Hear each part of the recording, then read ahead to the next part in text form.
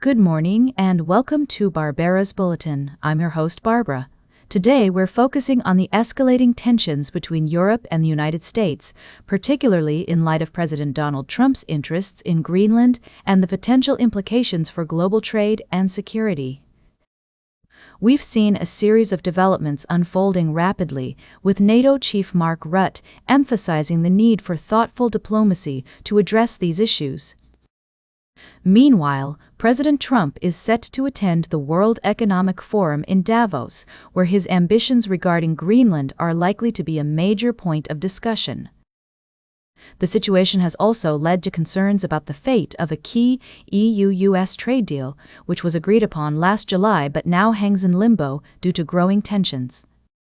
European leaders, including Ursula von der Leyen, have expressed disappointment and frustration over the developments, suggesting that the trust between the US and its European allies is being tested. As we navigate these complex geopolitical dynamics, it's essential to consider multiple perspectives and the potential consequences of the actions being taken by world leaders. The situation in Greenland, coupled with the trade tensions and security concerns, paints a picture of shifting global norms and power balances. We'll continue to monitor these developments closely and provide you with in-depth analysis and insights.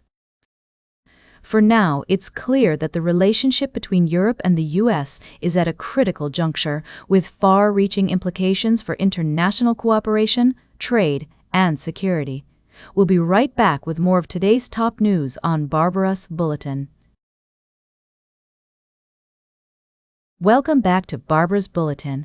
We're diving into the complex and rapidly evolving situation in Syria, where a ceasefire has been reached between the Kurdish-led Syrian Democratic Forces, or SDF, and the Damascus government. This development comes after a week of intense fighting, which saw government forces seize control of large swaths of territory from the SDF in northeastern Syria. According to reports, the ceasefire agreement gives the SDF 4 days to agree on integrating into the central state, a move that has been welcomed by Turkey's President Tayyip Erdogan. Erdogan has long viewed the SDF as a terrorist organization linked to the outlawed Kurdistan Workers' Party, or PKK, and has urged Kurdish fighters to lay down their arms and disband. The United States, which has been a key ally of the SDF in the fight against Islamic State, has also signaled a shift in its partnership with the group. The U.S. Syria envoy, Tom Barrack, has stated that the original purpose of the SDF as a force to fight IS has largely expired, and that Damascus has become Washington's primary partner in Syria. As the situation continues to unfold, it's clear that the future of the SDF and the Kurdish people in Syria hangs in the balance. Will they be able to integrate into the central state, or will they face further conflict and uncertainty? The international community will be watching closely as this story develops. In related news, Turkish President Erdogan spoke with U.S. President Donald Trump by phone, discussing developments in Syria and the joint battle against Islamic State.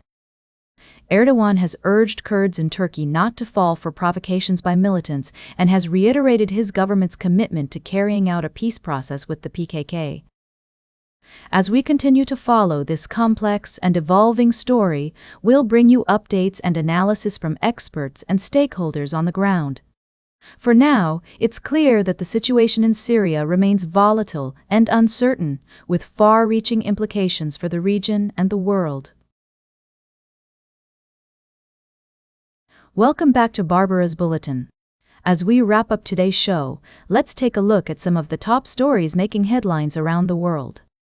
We have a diverse range of topics to cover, from international trade and diplomacy to human rights and technological advancements. Firstly, Chinese officials have been defending their country's economic growth model at the World Economic Forum in Davos, Switzerland. This comes as China faces increasing scrutiny over its trade practices and human rights record. Meanwhile, tech giant NVIDIA's CEO, Jensen Huang, is set to visit China in an effort to reopen markets and boost sales. In other news, tensions are rising on the Korean peninsula after South Korea denied accusations of flying a drone into North Korean airspace. Authorities in Seoul have vowed to punish anyone found responsible for the alleged incident, which has sparked a heated exchange between the two nations. In Chile, the newly elected president, José Antonio Cast, has appointed two former lawyers of ex-dictator Augusto Pinochet to key ministerial positions.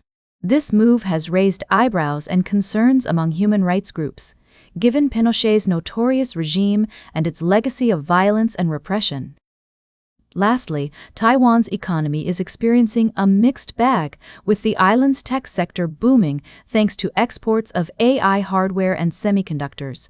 However, traditional manufacturers are struggling to keep up, citing U.S. tariffs and a strong local currency as major obstacles to their growth.